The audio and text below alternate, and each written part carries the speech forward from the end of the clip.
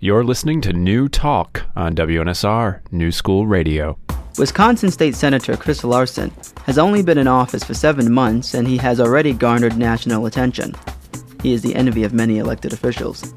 He has been dubbed a member of the Wisconsin 14. That is one of the 14 Democratic state senators who fled the state to protest Governor Scott Walker's attack on unionized workers. In an exclusive interview, I spoke with the senator about his ordeal and what he and other Democrats plan to do now that the legislation has passed. I would like to welcome State Senator Chris Larson to WNSR. Senator Larson, please take me back to when you first learned that the governor was going to strip union workers of their rights and add collective bargaining to the law in Wisconsin, and how you felt about that. Yeah, well, it was back in early February where all of a sudden it started out as a rumor of this being something that the Walker administration was considering. We knew there was going to be a budget repair bill coming. We weren't sure what was going to be packed in there, what they were going to hide in there. And actually, when the first rumor came, it said, they're going to be eliminating the state's public unions. We thought it was hyperbole. We thought, it was just another rumor floating around the Capitol that something that extreme would have been talked about or at least floated beforehand. So it wasn't until the media reported on it, reliable media reported that that's exactly what the bill was going to do, that we were just flabbergasted. And even Republicans, we figured, were more moderate. There were some more moderate Republicans, some who had come from union households, that we figured, okay, they're not going to vote for this. They're not going to go along with it. Because union rights in Wisconsin had not strictly been a partisan issue. Just because we've had public sector unions longer than any other state. We're the first state to have public sector unions. That was over 50 years ago. So we were pretty flabbergasted, and we figured it would slow down. Or somebody would step up and say, okay, you're not going to be this extreme. A Republican would step up and do that, and a couple of them did. A couple of them came out with alternative proposals. So we had some hope. It wasn't until the public hearing got shut down, where there was hundreds of people, if not thousands, still waiting to speak, and they ended up shutting it down in the middle of the night. And this was the day after Valentine's Day. And they said, we'll take some of this into consideration. During this time, our office, all the offices in the state capitol were erupting with phone calls, with emails from people who were objecting to this, largely objecting. It was probably 3-1 in opposition to this proposal at that point. That was the first indication when the public hearing got shut down. The next indication was the next day, where the first vote was going to happen, and that was in the Finance Committee, which is made up of majority Republican from both the Senate and the Assembly, and we figured that would be a good indication of what's going to happen.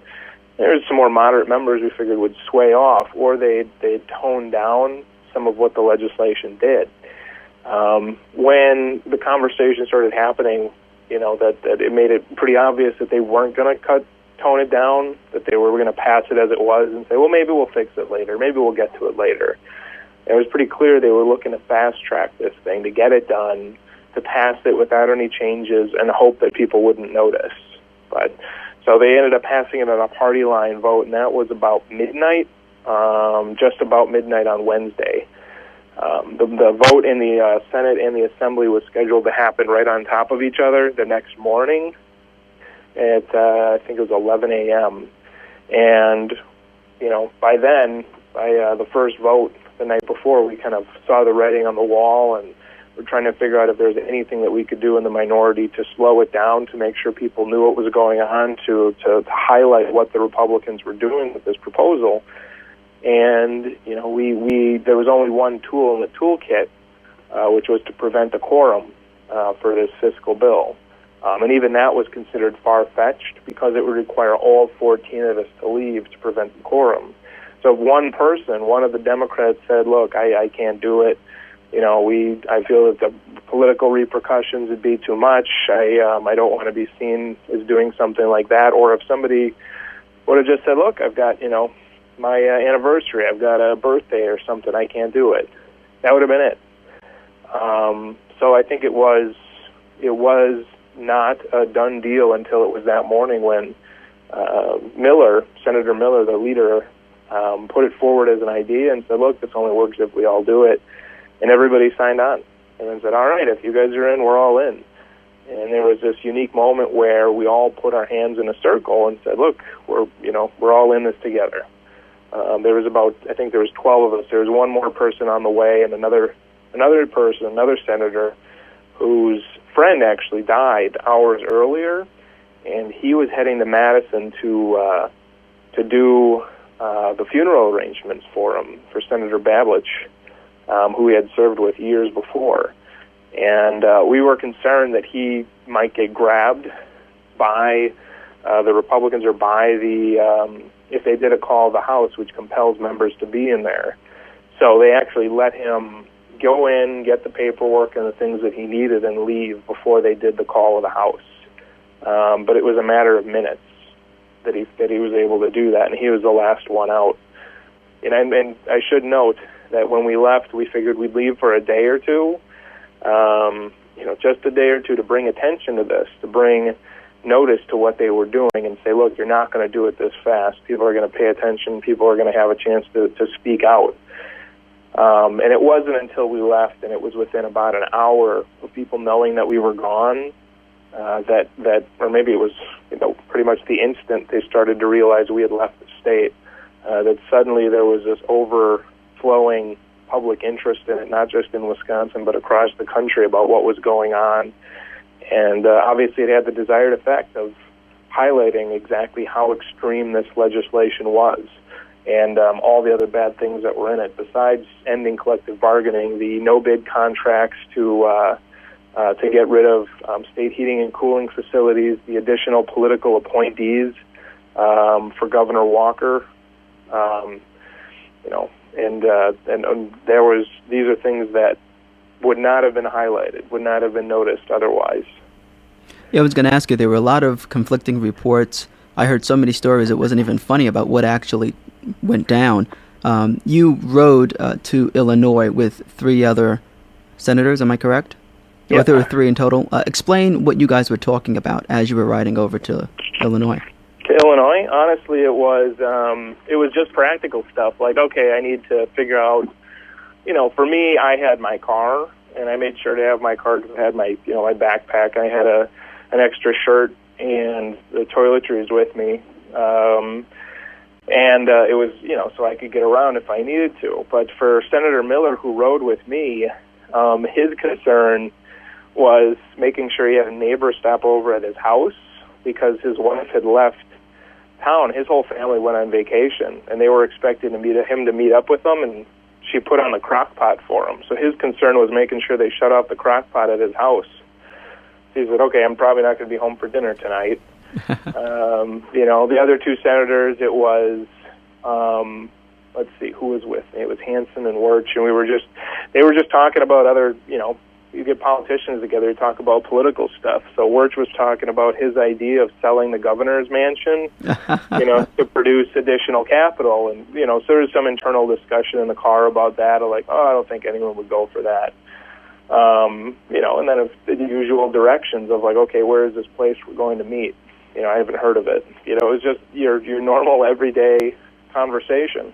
And then just people checking their phones to make sure other senators had gotten out, make sure there was no hiccups, and that was pretty much the car ride down. Yeah. And then the discussion to come back home. How did that go down?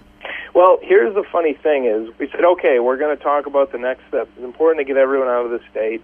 Before we left, it was everyone needs to get out to make sure the quorum is prevented, to make sure that this tool is used correctly. So that was a priority. So as everyone needs to scoot on out, and we figured, and the plan was, okay, we meet up at this place in Rockford, and once we get everybody together, then we'll go over the plan of exactly what we do next, of exactly how we end up finding a good compromise solution, of how we're able to negotiate a position to say let's remove collective bargaining, which was the main goal. and it was we needed to have everybody there to do that, all 14 of us, before we were going to have that discussion. But what we didn't know is, obviously, the story blew up to, national and international attention. And very quickly there was people looking for us. And so we weren't going to have all 14 of us in one place. I don't think it was until a week later. So the conversation had to happen in different pieces of how we proceed, because the situation kept on changing, and adjusting. I should say very clearly, the decision was always we work as 14, we work as a group, and I think it was that kind of camaraderie, that strength that made it possible. And one thing that we agreed to was none of us goes back until all of us goes back. How supportive was your family throughout this process? Very. My wife understands she comes from a Democratic family. She understands the importance of what we did. My parents and my sisters and my brother, they understand where I was coming from. I think the biggest thing that they weren't supportive of was the uncertainty of when I'd be able to get back. My sister was actually the one who brought down my first suitcase when we realized we'd be gone for more than a weekend. She came down with my nephew with me. We started to creep up on a day where my grandma was supposed to be moving, that my family started to change their mind a little bit because they were concerned I wouldn't be around to help with the move. Other than that, they were very supportive. Many times when elected officials take a principled stand, there are some in the community, some constituents, who may not understand why an elected official took an act that they took. Do you think, in your experiences now looking back, the public at large and many of your constituents, do you think that for the most part people understand why you did what you did? Yeah, I think for the most part, absolutely. It was, it was very clear that people got it, that people were realizing why we were taking this stand, that it wasn't just some vote, it wasn't just any vote. It was the reversal of 50 years worth of history. It was this huge, drastic change, this shift of power in our state. And I think we did a pretty good job, and others did a pretty good job of getting that message out. The tens of thousands of protesters of making clear exactly why we were doing what we were doing. I think that relationship of the protesters, of the people back home who were speaking out in our communities and communities across the state, made it very clear that, look, these 14 have support. It's not that they're just making the stand out on their own. It was, we did it for the people back home, and they had that they were supporting us, and that's what actually kept us strong for as long as we were gone.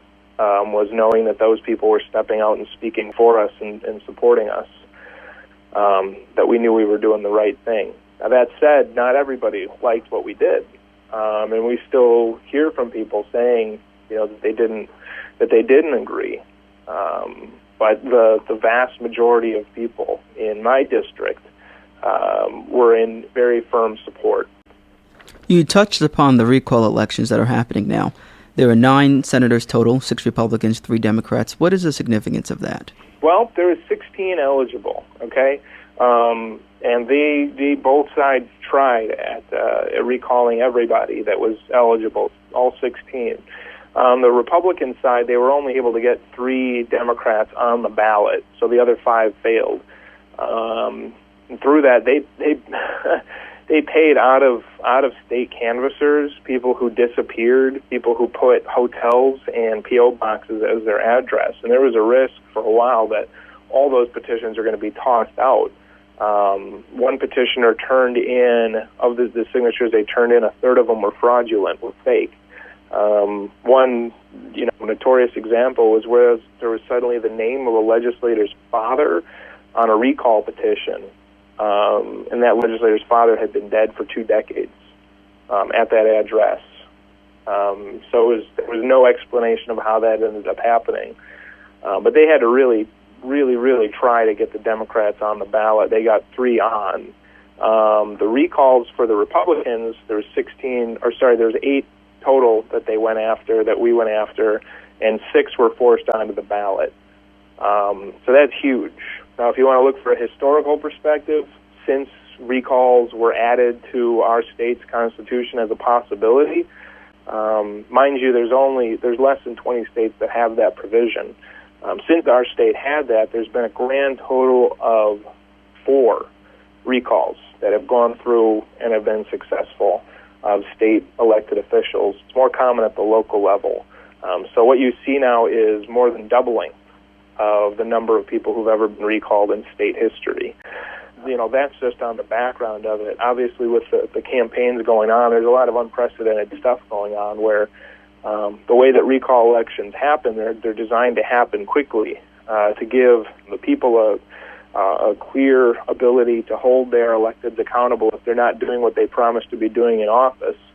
There's a 1-year window where a person can serve in office for a year, but after that, for whatever reason, the people want to recall a legislator. They can do it if they can gather a quarter of the signatures from the last governor's election. And that's what ended up happening here. And ended up happening usually pretty quick. Republicans, to try and delay them, have decided this underhanded tactic where they actually recruited Republicans to run as Democrats to try and delay the elections against their Republican incumbents, to confuse Democratic voters, and to add additional elections and additional costs, which will end up costing taxpayers in the millions of dollars, and also kind of confuse and distance the voters again from what's actually going on. So that's kind of the vague outline of what's going on with the recalls. And the first election is tomorrow, right? First election is tomorrow, and that's between the Democratic challengers and the fraudulent Republicans running as Democrats. There's 6 races like that across the state. And I think it's going to backfire on the Republicans. I think that when people hear the story about exactly what they did, and this is an idea that was endorsed by the Republican Party. It's not a, backroom, we're going to run these candidates and people won't know that we endorse them. It's endorsed where they've gone so far as to put out robocalls to say, go vote tomorrow, maybe we can end this. Go vote for this fake candidate. That's all tomorrow. And the people have responded amazingly. Sandy Pash, who is a representative running against Senator Alberta Darling, yesterday and the day before for GOTV weekend, they ended up having over 200 shifts that I saw that they posted of people going out to get support for Sandy and make sure that they were clear about what's going on this Tuesday and what's going to happen next month when the real race happens. Wisconsin is not unique in its fiscal challenges. You hear about it going all over the country. When Governor Walker put forth his proposal, and that was rebuffed by Democrats, what did you guys offer as alternatives? Well, very quickly there was an alternative put forward by the unions and the head of labor organizations that said, look, we're willing to give on the fiscal stuff. We're willing to have a negotiation. We're willing to give what you're asking for the additional pay into pension and the additional pay into health insurance. So all the union heads came forward and said that. We can do that, but what we're not going to give up is the ability to ever have a negotiation again about what happens to the workers. And that would have balanced the budget. That would have given them the fiscal side of it right up front. Unfortunately, Walker never took him up on that offer. He never met with a union representative the entire time. He still hasn't. To say that's exactly what they were looking for, is to have that the fiscal side of it. And it shows that their intention was never fiscal. It was to weaken a Democratic base. It was to weaken the workers and their ability to have fair working conditions, to have health insurance, to have a pension. So that was the Democratic proposal from the beginning. And unfortunately, the Republicans slapped it away. Yeah, I would like to end talking about jobs. President Obama gave a speech about job creation, and that seems to be the biggest litmus test that people are applying to the success of his presidency and certainly his reelection efforts. Talk about the state of jobs in Wisconsin and what you would like to see from the Barack Obama administration moving forward with respect to the creation of jobs. Yeah, I think, Wisconsin has, we've got high unemployment here. One of the first things I should say, I think it's good that there's been additional unemployment benefits extended to the states. Finally, the Republicans in our state decided to take that advantage, those additional 13 weeks, from the people who really need it most, people who've been trying their hardest to find jobs and can't. So I think that's a good start. But, I think that it's going to require this idea that the Republicans have put forward about saying that, lowering taxes, offering tax breaks on yachts and private jets is going to help. There's a large amount of wealth that those folks are holding on to that they refuse to invest. And I think it's going to take time, and it's going to take stability in the market. There is no magic bullet from either side, from Republicans or Democrats, that's going to cause a huge spike in job creation. It's going to be a gradual growth, and I think we have to brace for that. We have to do it by not cutting programs like education, not cutting Medicare, not cutting senior care, because that's just going to hurt the people that really need it and are relying on those things right now. Well, Senator, I have to tell you, I do not envy your position there in Wisconsin, and I wish you all the best of luck. You had a lot of busy things on your schedule, and I appreciate you taking out the time. I enjoyed it. Thanks so much, Ray. This is Roy Paul for WNSR New School Radio.